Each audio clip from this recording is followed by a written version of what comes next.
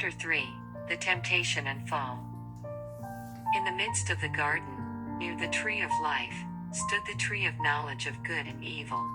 This tree was especially designed of God to be the pledge of their obedience, faith and love to Him. Of this tree the Lord commanded our first parents not to eat, neither to touch it, lest they die. He told them that they might freely eat of all the trees in the garden except one, but if they ate of that tree they should surely die. When Adam and Eve were placed in the beautiful garden, they had everything for their happiness which they could desire. But He chose, in His all-wise arrangements, to test their loyalty before they could be rendered eternally secure. They were to have His favor, and He was to converse with them, and they with Him. Yet He did not place evil out of their reach. Satan was permitted to tempt them. If they endured the trial, they were to be in perpetual favor with God and the heavenly angels. Satan stood in amazement at his new condition. His happiness was gone.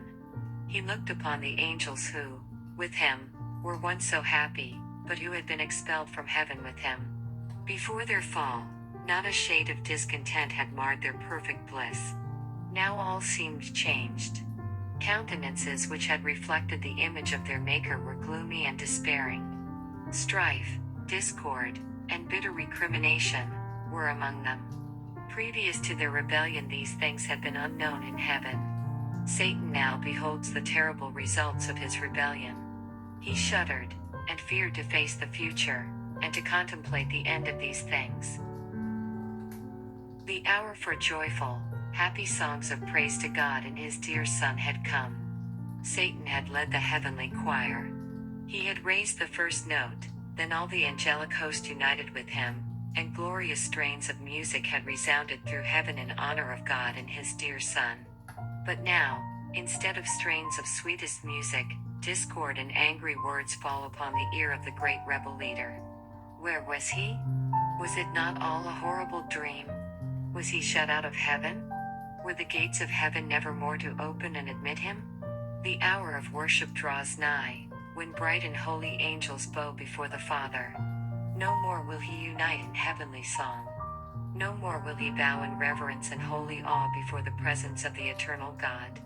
Could he be again as he was when he was pure, true and loyal, gladly would he yield up the claims of his authority.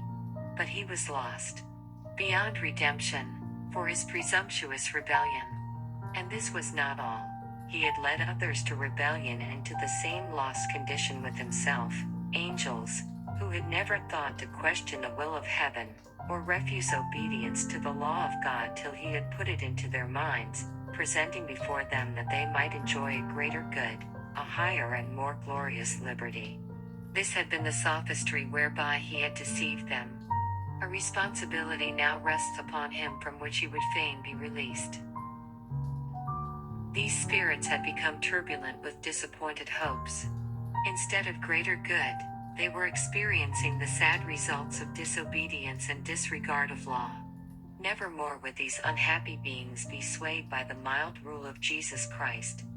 Nevermore would their spirits be stirred by the deep, earnest love, peace, and joy, which His presence had ever inspired in them, to be returned to Him in cheerful obedience and reverential honor. Satan trembled as he viewed his work. He was alone in meditation upon the past, the present, and his future plans. His mighty frame shook as with a tempest. An angel from heaven was passing. He called him, and entreated an interview with Christ. This was granted him. He then related to the Son of God that he repented of his rebellion, and wished again the favor of God. He was willing to take the place God had previously assigned him, and be under His wise command. Christ wept at Satan's woe, but told him, as the mind of God, that he could never be received into heaven. Heaven must not be placed in jeopardy. All heaven would be marred should he be received back, for sin and rebellion originated with him. The seeds of rebellion were still within him. He had, in his rebellion, no occasion for his course, and he had not only hopelessly ruined himself, but the host of angels also, who would then have been happy in heaven had he remained steadfast. The law of God could condemn, but could not pardon. He repented not of his rebellion because he saw the goodness of God which he had abused. It was not possible that his love for God had so increased since his fall that it would lead to cheerful submission and happy obedience to his law which had been despised. The wretchedness he realized in losing the sweet light of heaven, and the sense of guilt which forced itself upon him, and the disappointment he experienced himself in not finding his expectations realized, were the cause of his grief. To be commander out of heaven was vastly different from being thus honored in heaven. The loss he had sustained of all the privileges of heaven seemed too much to be borne. He wished to regain these. This great change of position had not increased his love for God, nor for his wise and just law. When Satan became fully convinced that there was no possibility of his being reinstated in the favor of God, he manifested his malice with increased hatred and fiery vehemence.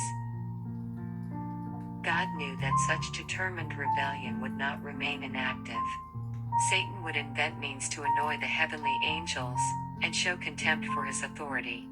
As he could not gain admission within the gates of heaven, he would wait just at the entrance, to taunt the angels and seek contention with them as they went in and out. He would seek to destroy the happiness of Adam and Eve. He would endeavor to incite them to rebellion, knowing that this would cause grief in heaven.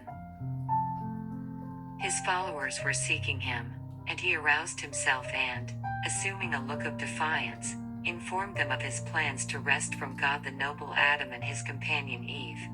If he could, in any way, beguile them to disobedience, God would make some provision whereby they might be pardoned, and then himself and all the fallen angels would be in a fair way to share with them of God's mercy. If this should fail, they could unite with Adam and Eve, for when once they should transgress the law of God, they would be subjects of God's wrath, like themselves. Their transgression would place them also in a state of rebellion, and they could unite with Adam and Eve, take possession of Eden, and hold it as their home. And if they could gain access to the tree of life in the midst of the garden, their strength would, they thought, be equal to that of the holy angels, and even God himself could not expel them. Satan held a consultation with his evil angels. They did not all readily unite to engage in this hazardous and terrible work. He told them that he would not entrust any one of them to accomplish this work, for he thought that he alone had wisdom sufficient to carry forward so important an enterprise. He wished them to consider the matter while he should leave them and seek retirement, to mature his plans.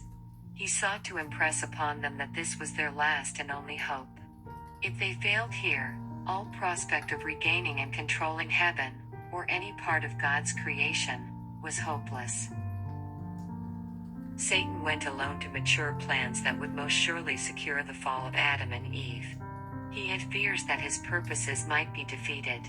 And again, even if he should be successful in leading Adam and Eve to disobey the commandment of God, and thus become transgressors of his law, and no good come to himself, his own case would not be improved, his guilt would only be increased. He shuddered at the thought of plunging the holy, happy pair into the misery and remorse he was himself enduring. He seemed in a state of indecision, at one time firm and determined, then hesitating and wavering.